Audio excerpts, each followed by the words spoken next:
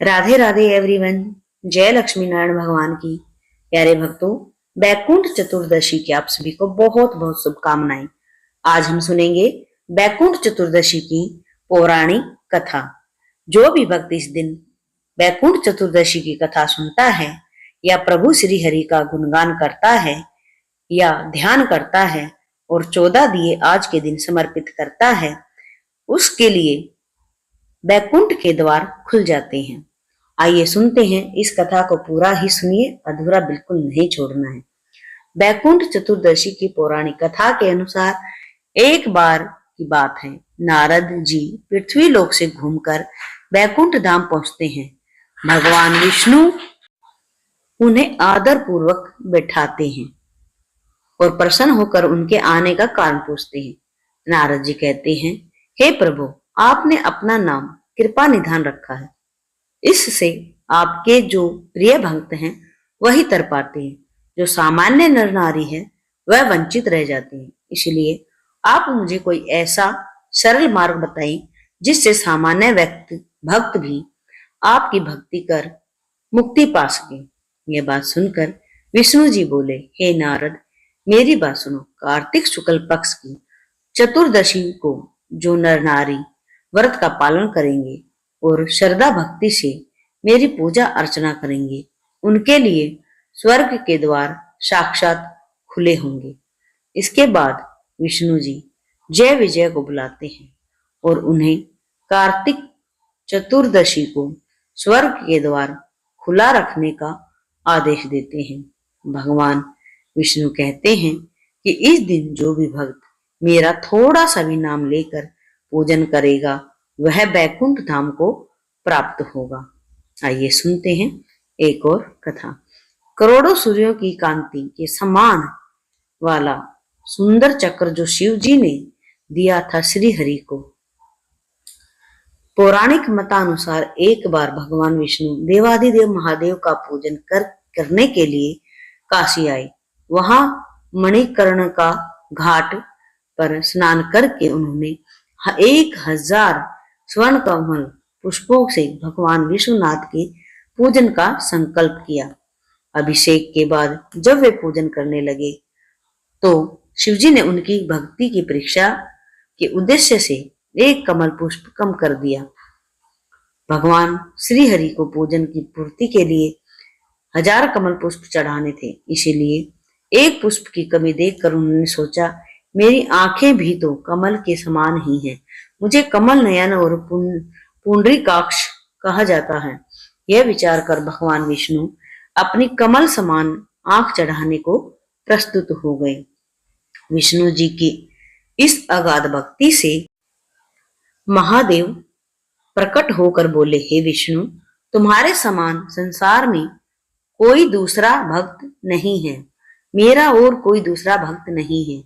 आज की यह कार्तिक शुक्ल चतुर्दशी अब बैकुंठ चतुर्दशी कहलाएगी और इस दिन व्रत पूर्वक जो पहले आपका पूजन करेगा उसे वैकुंठ लोक की प्राप्ति होगी।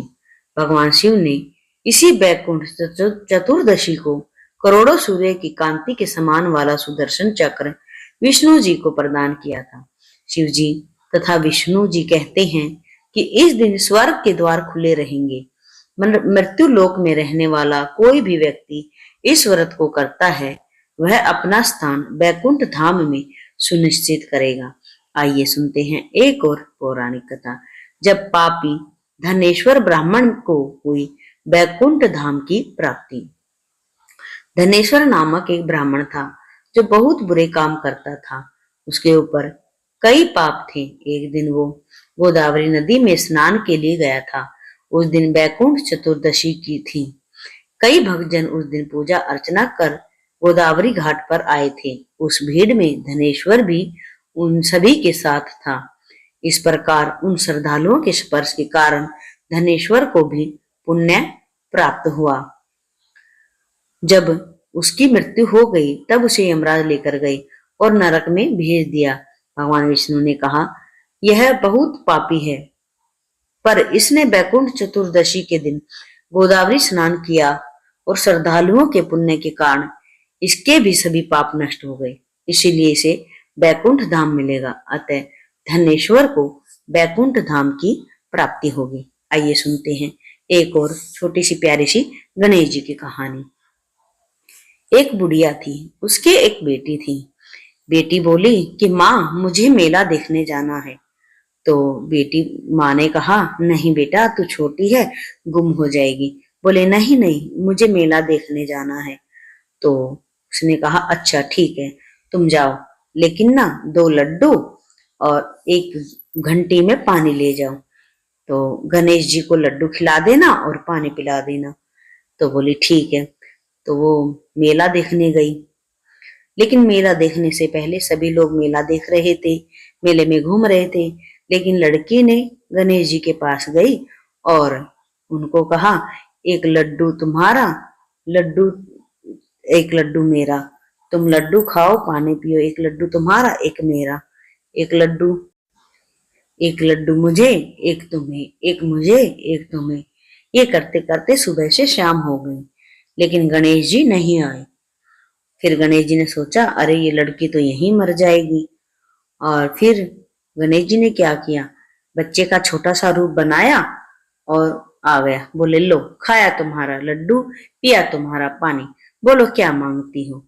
लड़की सोचने लगी, क्या मांगू, महल मांगू, बंगला मांगू, कोठी मांगू, खेत मांगू, खलिहान मांगू, बैल मांगू, गाड़ी मांगू, क्या मांगू, मुझे तो कुछ मांगना नहीं आता। गणेश जी बोले, जो तुम्हारे मन में है वो सब तुम्हें मिल जाएगा, अब तुम घर जाओ। लड़की घर आती है।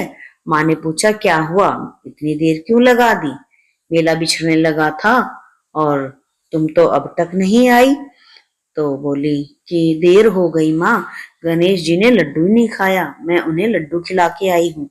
तो बुढ़िया बोली, अच्छा। जैसे ही उसने बात पूरी की, तभी उसके घर में सब तरह के ठाठ हो गई। हे गणपति महाराज, जो भी इस कथा को सुने और पढ़े और हुकारा भरे, उनके भी सभी ठाठ कर देना। प्यारे भक्तों, कहानी अगर अच्छी लगी हो तो आप भी जय लक्ष्मी नारायण भगवान की जरूर लिखना या हरिहर जरूर कहना। आज हरिहर मिलन है।